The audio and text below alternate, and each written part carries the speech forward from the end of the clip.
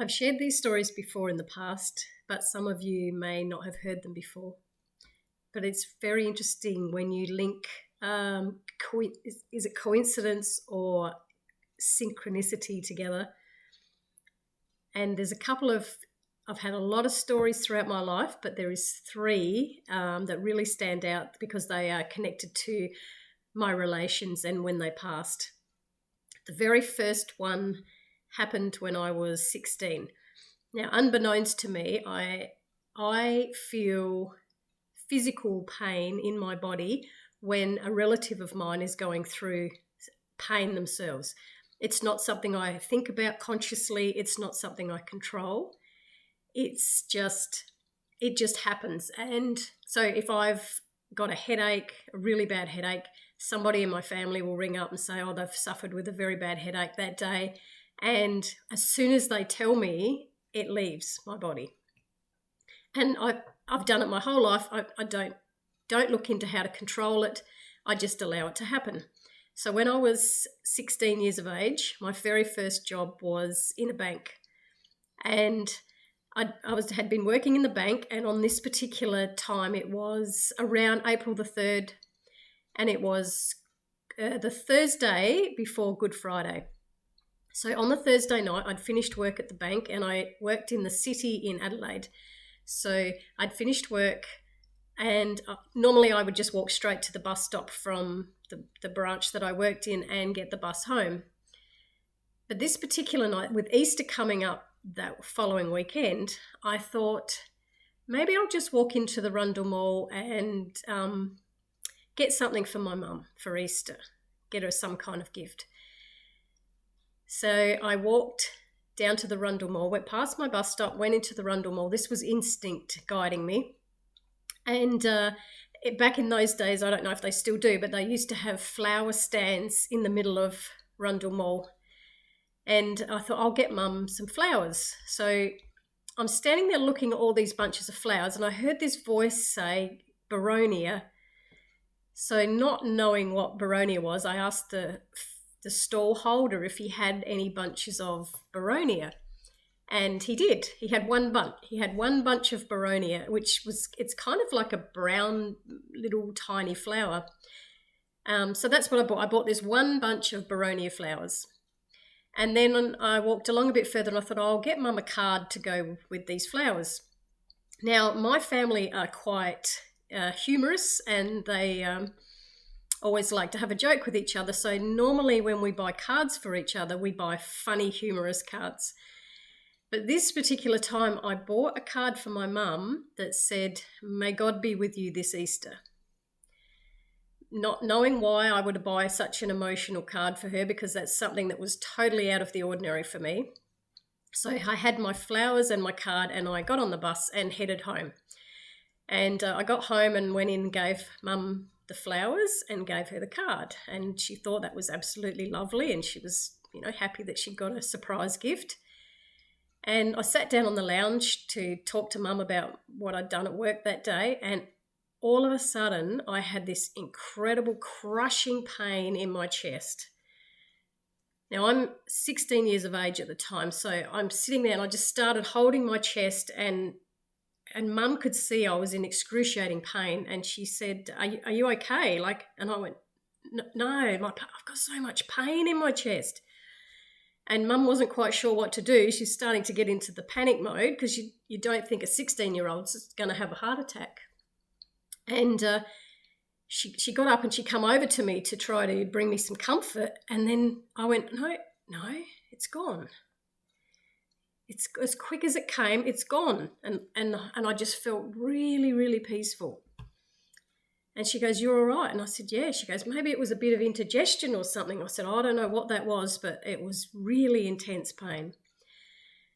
Probably about 10, 15 minutes later, my dad came home from work and walked in the door with this look on his face, and he just looked at my mum and he said, your mother's just died. So it was my grandmother that had just died from a heart attack at exactly the same time as I had felt her pain. I felt her physical heart attack pain in my body. And it also explained why I had instinctively given Mum the flowers, because begonias were my Nana's favourite bunch of flowers. And the card said, "May God be with you this Easter," because obviously there was something within my intuition that was telling me that Mum was going to need comfort that Easter. So that was my very first experience of feeling pain as someone was passing, and then feeling very, very connected to them once they'd passed, because I was only 16 at the time, and I remember being at my Nana's funeral wondering why everybody was crying, because I didn't feel like she'd gone anywhere. She felt like she was still with me. So that was the first time. Then, and over the years, lots of things have happened, but the second time with a relative was when I was 35 years of age, and I already had 3 children, and I was pregnant with our 4th child. I had no complications, very, very fortunate person with pregnancies. I fell pregnant very easily, and I had no complications at all with my pregnancies, and all natural deliveries. So with my fourth pregnancy, I was 12 weeks pregnant. Everything was going along really well. And I'd woken up early in the morning, sort of about 7 o'clock. I thought, something's not right here. And I had been losing some blood. And then I thought, oh no. So quick phone call to the doctor, and he said, "Come on in." So I went in, and he sent me straight up to the hospital to have a scan, because we thought I was going to miscarry because there was a fair bit of blood loss. So got up to the hospital and straight in for a scan, and the lady that's doing the scan suddenly says to me, "I need to go and get somebody a little bit higher up. There's a bit of a problem here." And, I'm laying there thinking, oh my goodness, what's happening to me? Because they can't tell me what's happening to me, and I'm losing all this blood. And she brings in another technician who does an internal ultrasound. They needed to get clearer answers. And he said to me, "We don't know where the blood's coming from, because your baby is happily in the womb there. There is no miscarriage happening. We can't even see any tear. We actually can't see where the blood's coming from. And we can't give you an answer at all, really." And I'm like, "Well, what do I do?" And they said, "Well, just go home and rest. But you're not miscarrying because your baby is safe in your uterus." So I'm a bit perplexed, and I thought, okay. I didn't feel any pain. I did not feel any pain or anything. All I had was just blood coming out when they couldn't explain where it was coming from. So I drove home, and when I got home, the phone rang, and it was my mum, and she rang and she said, "I've got some bad news for you. Grandpa's just passed away." At the same time that I was in the hospital bleeding, my grandfather passed away from prostate cancer. So I kind of put the 2 and 2 together and felt like maybe my body was releasing something due to his illness when he passed. And it's quite funny because my grandfather had a habit of every day of his life he ate one green apple. He never missed a day without eating one green apple. And the son that I was carrying at the time, who ended up, I carried him full term, and he was born, and a healthy baby. So he was my 4th son at the time. And as he got older, he started eating a green apple. When he was old enough to be able to eat solid food, he started asking for green apples, and he ate a green apple, and he still does. He's now 23, I think he is. He still eats a green apple every day, just like my grandfather did, who passed while I was carrying my son. So there's another few coincidences or synchronicities with those two as well, with dates and different interests they both had in life. So they're very, very connected. And the third one that was really significant with a relative that was passing was when my own mum passed. So it was September, it's coming up 6 years. So it was September 2014. So around about September the 7th, around that time, I had sat down to do readings for work, and I put an earring in, and it was one of these type of like ones that have got like a hook on them. So I had my earrings in, and I went to start typing a reading, and the earring flew out. So, which can happen, you can bump or something.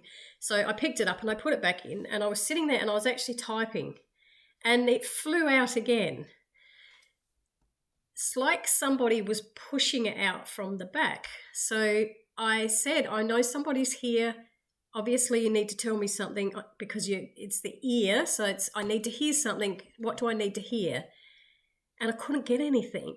I knew I needed to hear something, but I couldn't get anything. So I continued on typing the reading, and it was probably about an hour later, I got this phone call.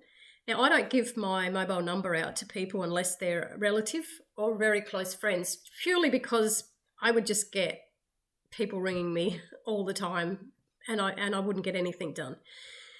So my number is private, and I got this phone number and answered it, and the lady said, she said something about being a psychic and sorry for not getting your reading done. And I said to her, I'm sorry, have I missed you doing your reading somehow? And she said, no, I'm meant to do a reading for you. And I went, I don't buy readings. I don't need to buy readings. I just do them for myself.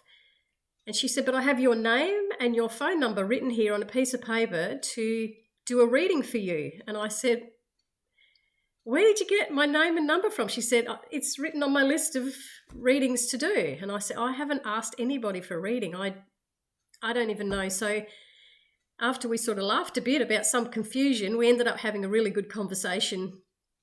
And I met a new friend, and she sort of did a little bit of a reading for me, what she could pick up, and then I did one for her. And I started, as the day was going on, I thought, this day is getting stranger and stranger. And then I was in this building later in the day, and I happened to look up, and there was this window that was up, like high up, and I saw an owl sitting in the window looking at me. And you know those owls that you buy that they're like statue owls, and people put them sort of to scare other birds. You can sit them like in a patio area, and it's supposedly meant to scare other birds off. Well, that's what I thought it was. I thought it was one of those owls because it was sitting in the window looking at me and not moving at all. Now, this was a building that was used. I had to go and visit somebody, and it was it's kind of like a hole type thing. And I'm just looking at this owl, and it's just glaring at me, and I thought, it's a statue. So I walked outside, out the back door of this building into the courtyard area, and all of a sudden the owl flew. Oh, it was like real. It wasn't a statue, it was real.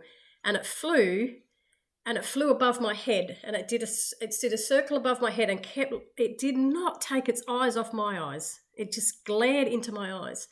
It did 2 circles around my head and flew off. And I thought that was like in the middle of the day. That was the middle of the day. I thought owls mostly only came out at night time, and they slept during the day, but here it was, sort of like 2 o'clock in the afternoon, and it's doing circles around my head.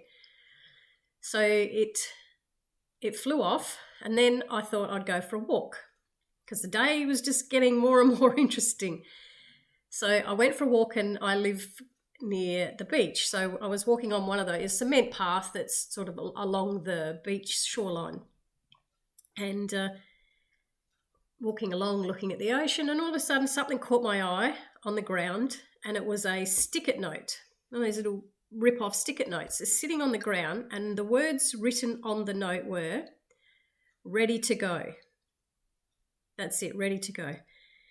And I've picked it up, and I thought, okay, so I've had my earrings come out, a psychic's rang me, I've just seen an owl, and now I've got a note saying ready to go. What does all this mean? Like, what is it? What's somebody trying to tell me?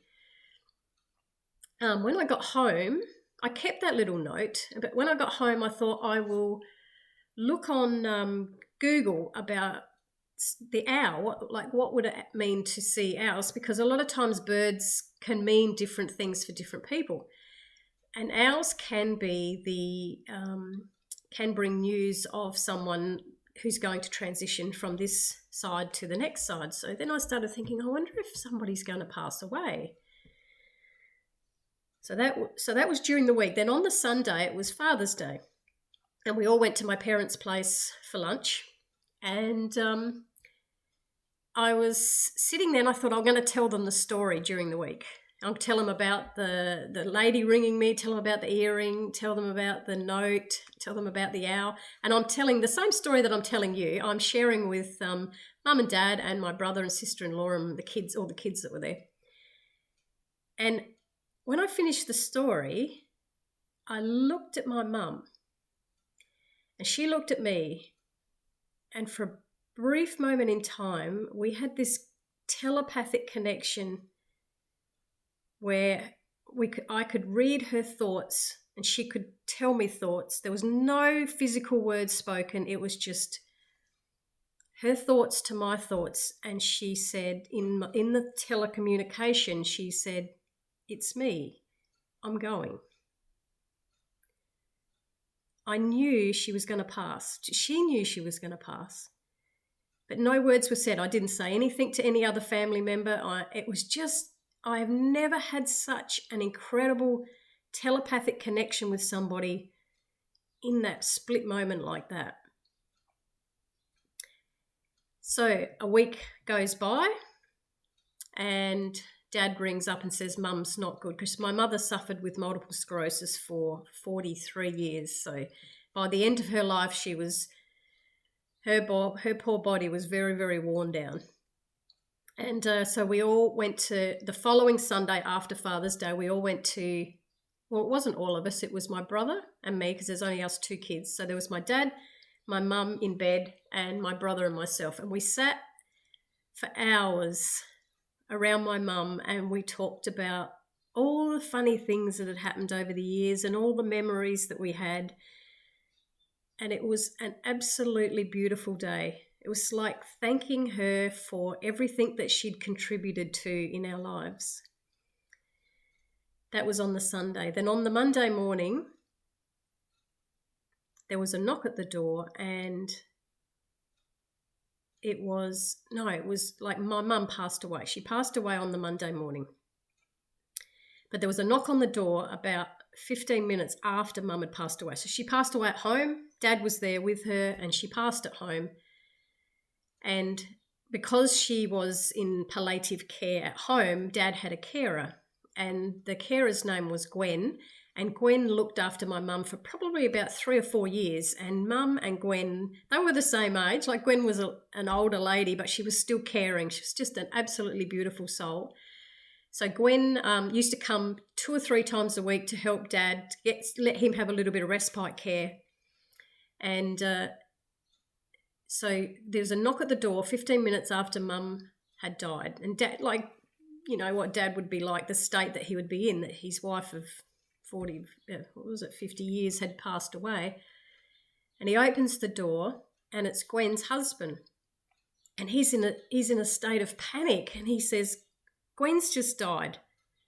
And Dad's like, "But Marilyn's just died." And Dad's like, "How did Gwen just die?" And she had a car accident. My mum's carer and my mum's best friend had died an hour before my mum on the same day. How incredible is that? Like, all these little synchronicities, and everything matches, and we're all connected in some way. And so we had Mum's funeral, and then we had Gwen's funeral, and they went together. You know, Gwen was one of the most caring, guiding, beautiful souls. I still think she went first. She went first, and she was there to still guide my mum, because my mum had a chronic fear of death, absolute chronic fear of death.